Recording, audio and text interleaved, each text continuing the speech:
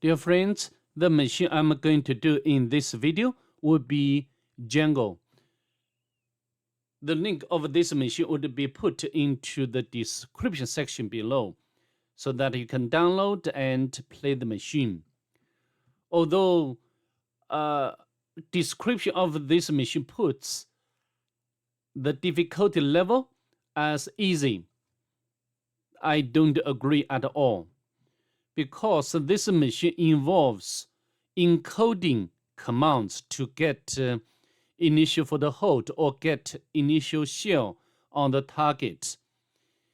And to do that, I'd like to take advantage of one very good web shell management tool, AntSword.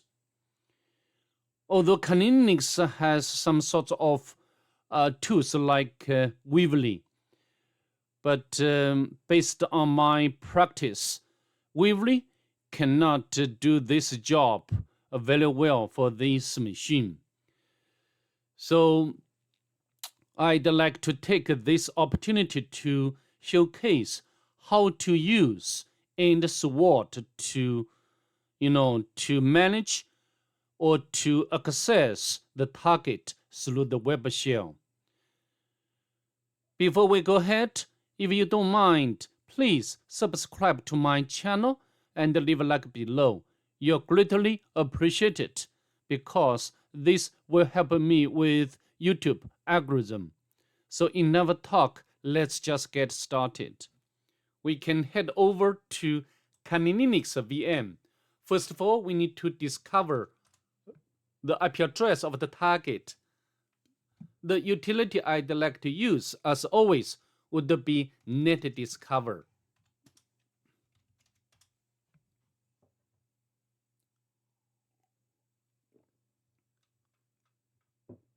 As you can see over here, the IP address of the target could be recognized as 122.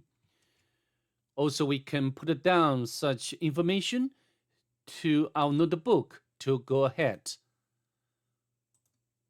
Yeah, this one. Next, what are we going to do next? We need to do port and surface scanning with a map. To save time of this video, I've already completed before, so now we just get out its results. And as you can see over here, I used the options like scene scan, the version scan, the default script scan, followed by the -p- or -p- to do the comprehensive scan or full range port scan. The last option for all is ON to output the result into this file, so then we can retrieve when necessary, right? Although you can notice here the IP address of the target has been changed from the one when I did the machine the first time.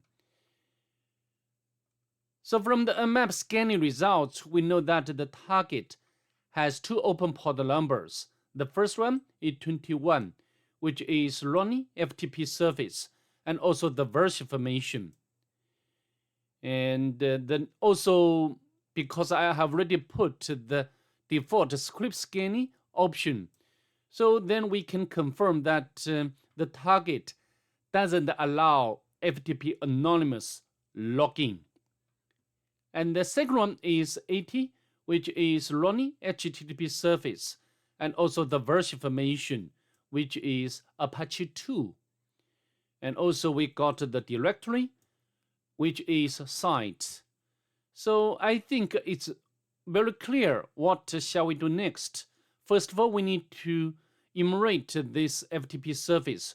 We need to see this version is vulnerable or not. So we can use the utility such as sprite followed by the service and its corresponding version number to see whether this version is vulnerable or not.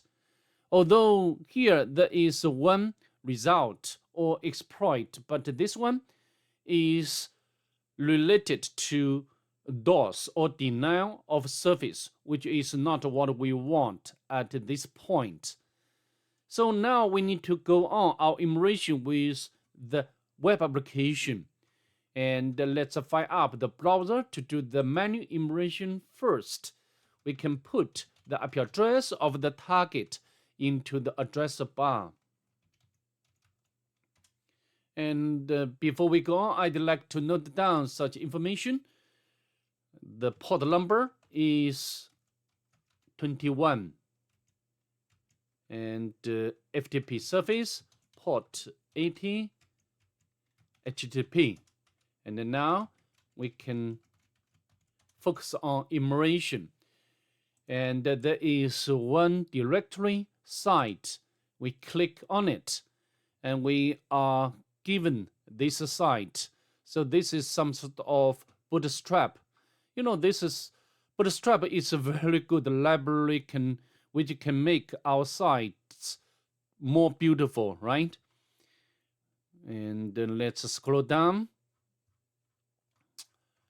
Nothing here. And also we can check its source code, because sometimes source code can reveal something sensitive. No? And now, how about some links, hyperlinks like projects? But this is not, this is just internal link. So how about Basker? We are given empty page. And of course, we need to check the source code. Nothing here. And from the pattern, we can have a reasonable guess. Maybe this parameter, Basker, is vulnerable to local file inclusion vulnerability or command injection vulnerability. Before we try to test this sort of, or two sorts of vulnerabilities, I'd like to complete some normal enumeration, right? For example, I'd like to take Nicto to do the automatic enumeration site, because site is actually running application. CSS directory, but in most cases, CSS directory just contains some static file or cascade style file. Now, nothing we can get from the Nicto. Next, we can launch the GoBuster to do the directory enumeration. Site, and we can put the W option to specify the word list.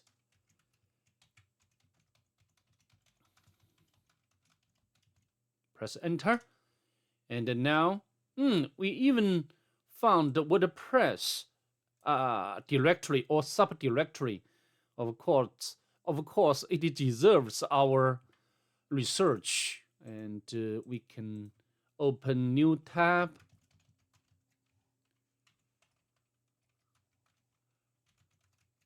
Site WordPress. However, so we need to check its source code. It's not rendered properly, right? Which is fine. Get started.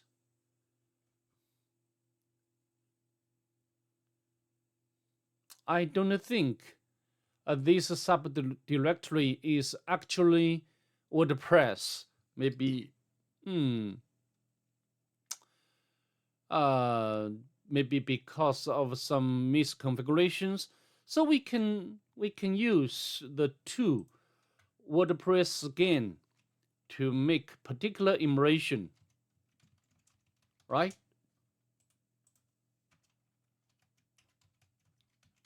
And we can use option of E, which stands for enumerate.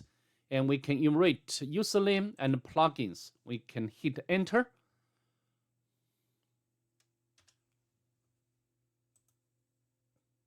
I don't think we can find any else from GoBuster, so I'd like to interrupt GoBuster. The remote website is up, but doesn't seem to be running WordPress. So this is what we discovered earlier, right? So how to do next? We have already done the normal enumeration with the web application. The major discovery what we have already got is this one. This URL busker. So next we need to check whether we can or this parameter is vulnerable to file inclusion vulnerability. For example, we can try to access password file but not found or nothing returned. So how about running command like id? Oh, wonderful. This parameter allows us to run the command. So I think at this point you will be thinking that this machine is very easy. However, it's not the case. This is just beginning of this our boring and troublesome process. Okay, so we can check. Of course, what are we going to do next? We need to, for example, we can try to enumerate some information like a password file. Yeah, we can check its source code. It would be easier for us to retrieve information. So we can get to know there is normal user. We can copy. So this would be the username. Next, we can check whether. Also, we can use the. We can use the. Maybe we can use. We can use the terminal to retrieve. So, for example, Q. Yeah, this would be much better, right? A very important point when you run the terminal command for the Q. In some case, we do not need to make URL encoding, but here is necessary. Otherwise, there will be some error. For example, if you delete or remove this special character, and then you will get error, right? So next, we can try to retrieve what? The private key. Okay, home Jangow SSH. Press enter, but nothing returned. So how about the local file?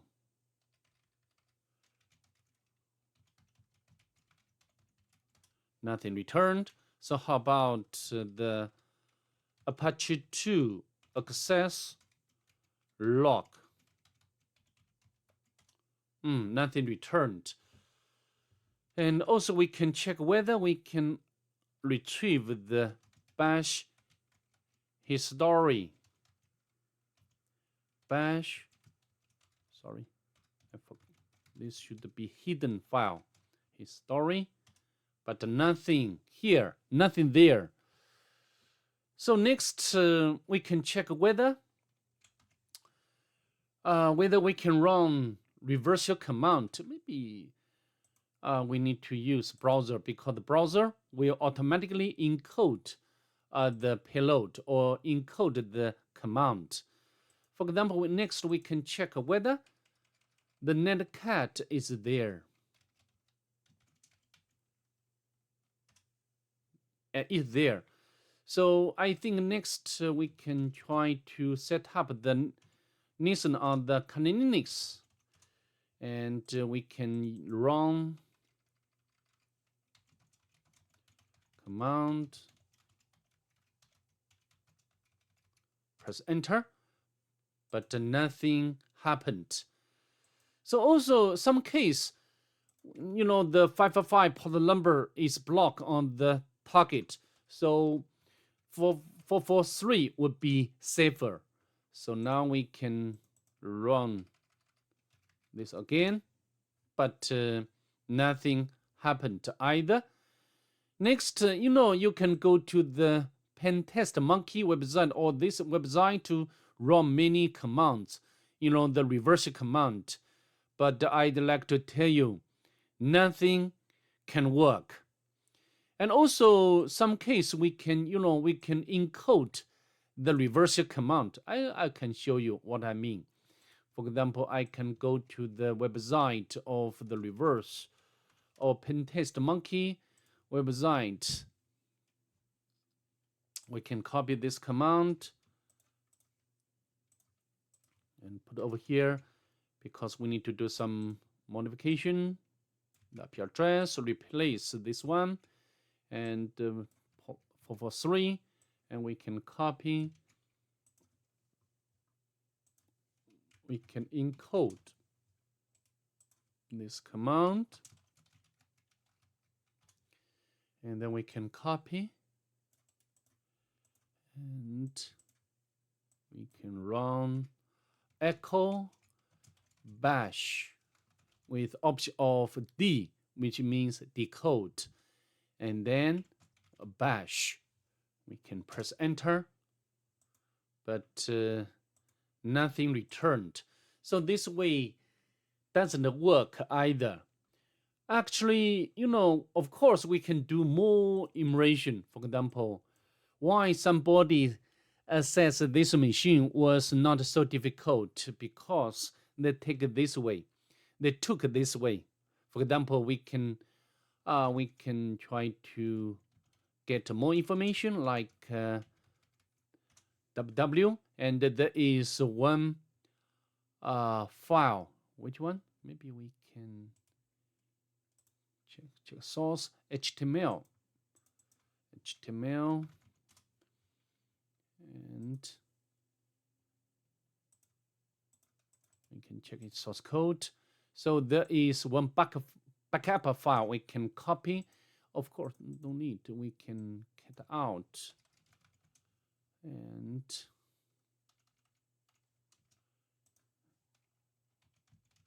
back up. And if you check its source code, oh, nothing here. Oh, sorry, I misspell. And we can check its source code. Here we got the, maybe I can make it bigger. So here we can get the database collection credentials, the username and password. So because here the username is the same as system user, so it's reasonable reference. We can use this password to log in. For example, we can switch to this one, to this terminal, and the username is Jangow 01, and the password is AB go 16 line. It does work, right?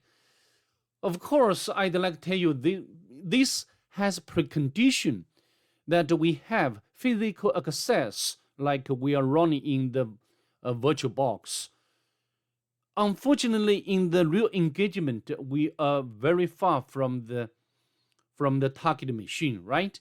So this way is not a good way. Okay, we still need to put or upload a web shell to the target.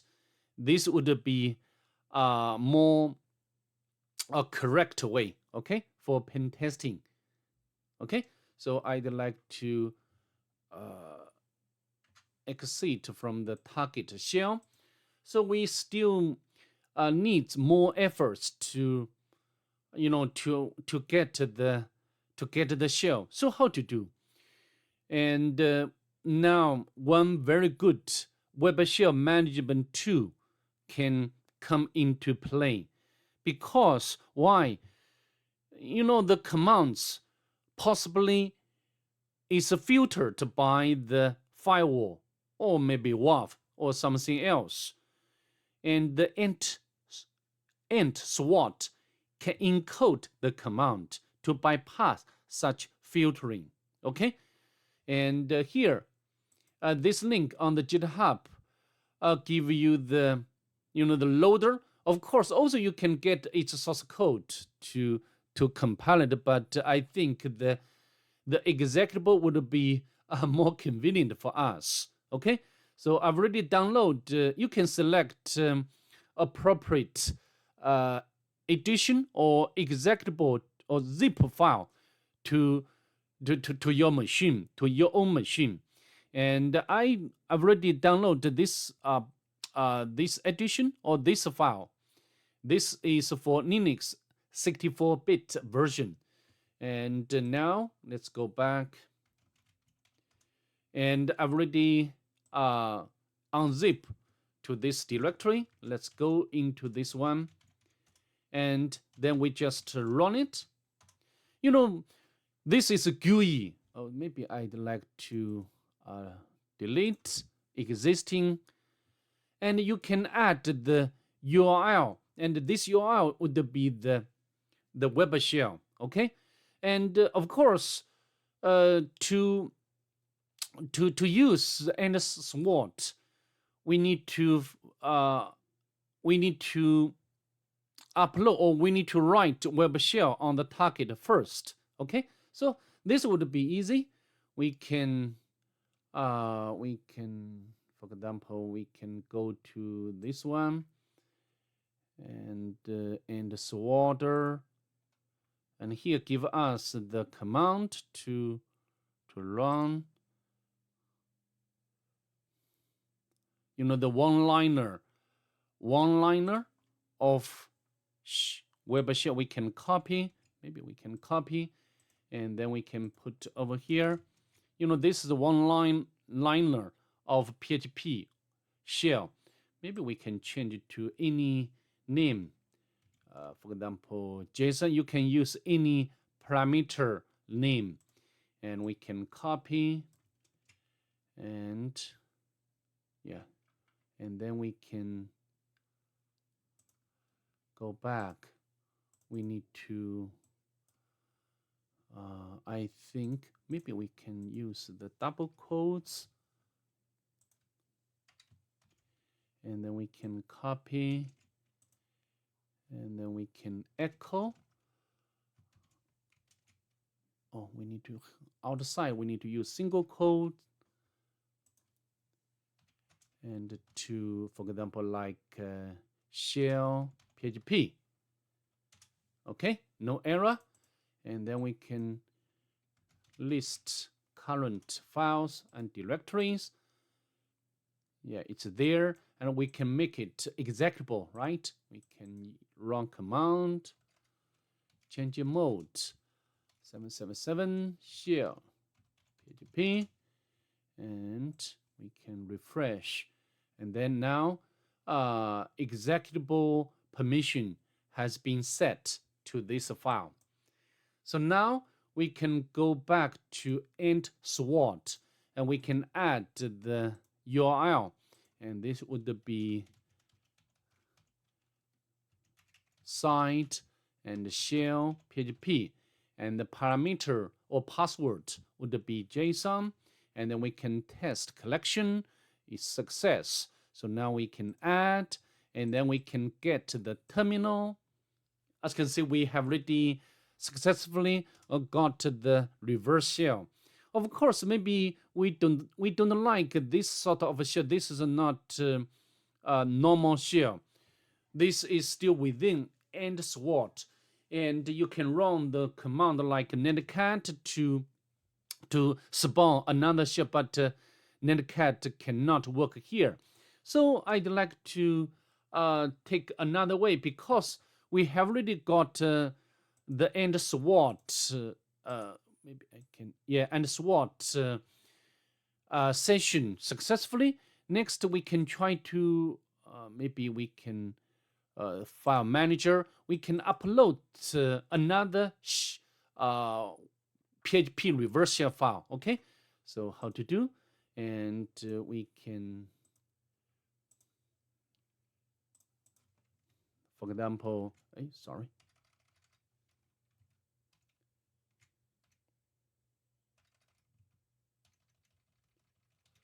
I can copy from the toolsets directory PHP, and I'd like to do some modification. Oh, sorry, I think I need to use different file name.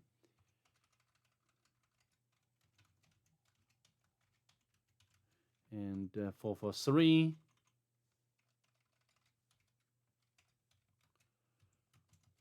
Okay, and now maybe I can use different file name.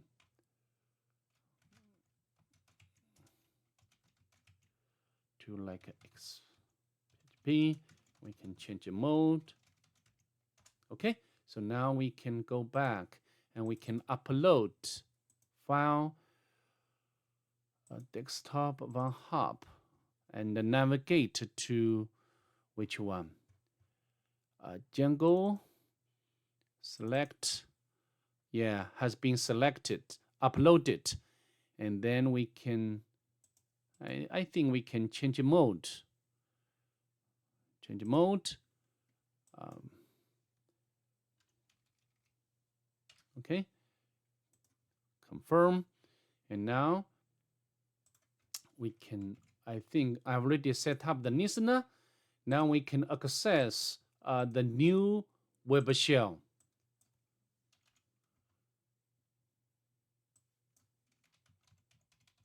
Okay, this is the new web shell. Press enter. As you can see, we successfully got another collection which looks better, right? And then we can spawn the session. Sorry, Peasant 2 is not there.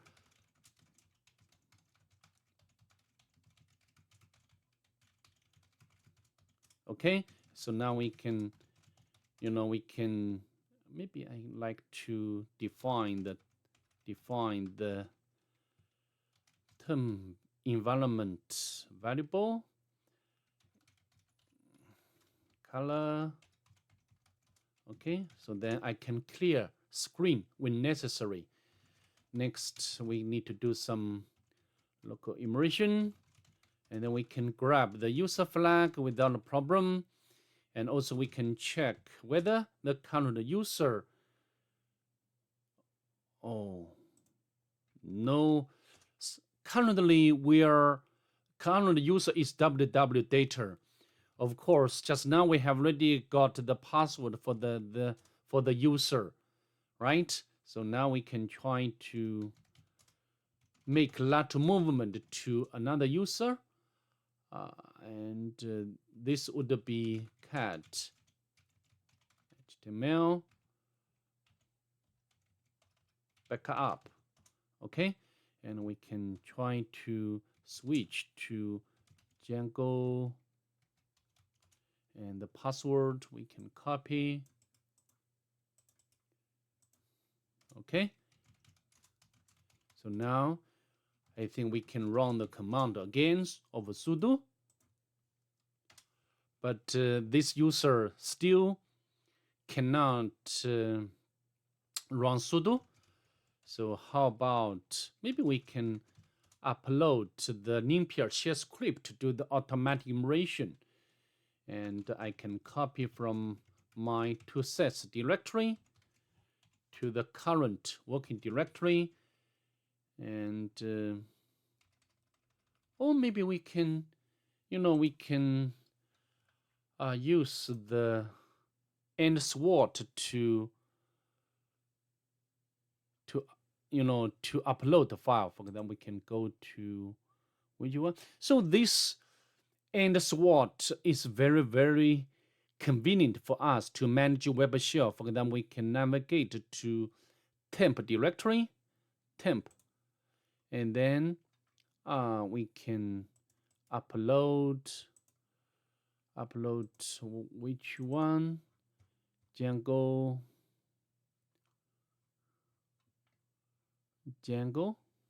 where? Jangow. Okay, and then of course we can make it executable. Okay, so now we can try to run it, And now this script has started its immersion comprehensively.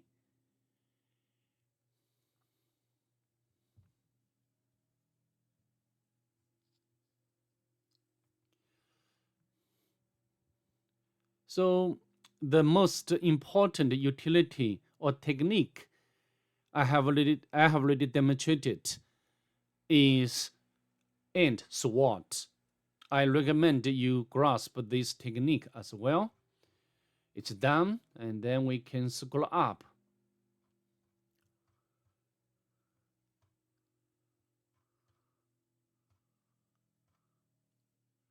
We need to look for some vectors which can allow us to elevate privilege, right?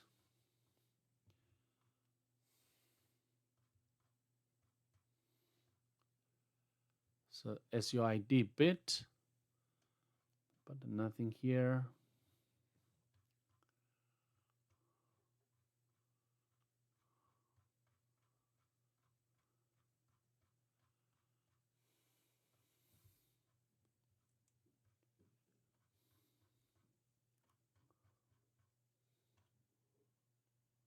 Cron job,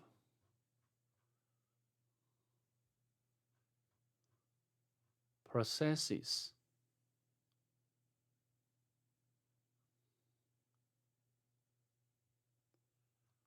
processes.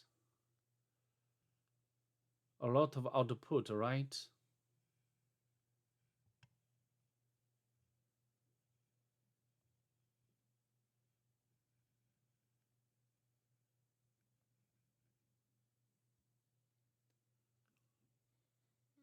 Hmm.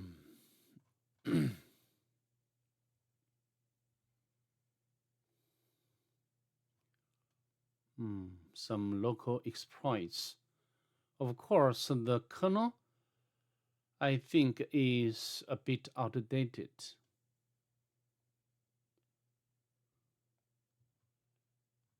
Sudo target the decal,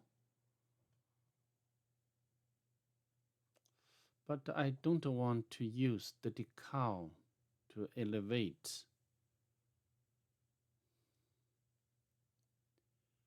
Sometimes the decal is not stable according to my experience.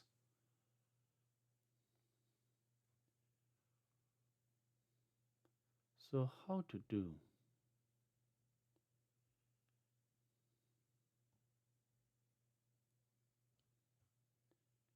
Maybe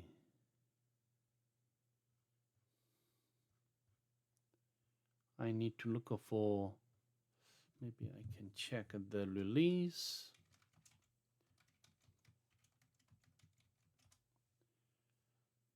So we can copy this version, and I can use such a sprite, Ubuntu.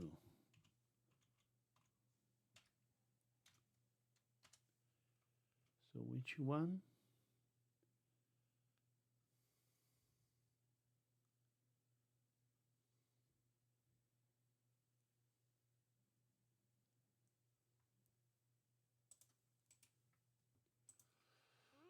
All right, I think we can take advantage of this exploit. And we need to upload this code to, or this file to the target. Of course, again, we can utilize the AntSword, and we can upload very easily. Jangow.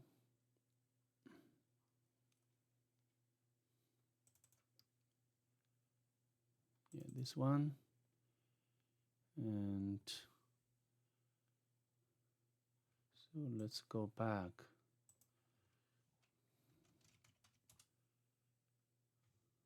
Yeah, it's here. Next, we need to compile this file or this code. We can get out this code. Usually the instruction for compilation will be at its header part. Let's scroll up.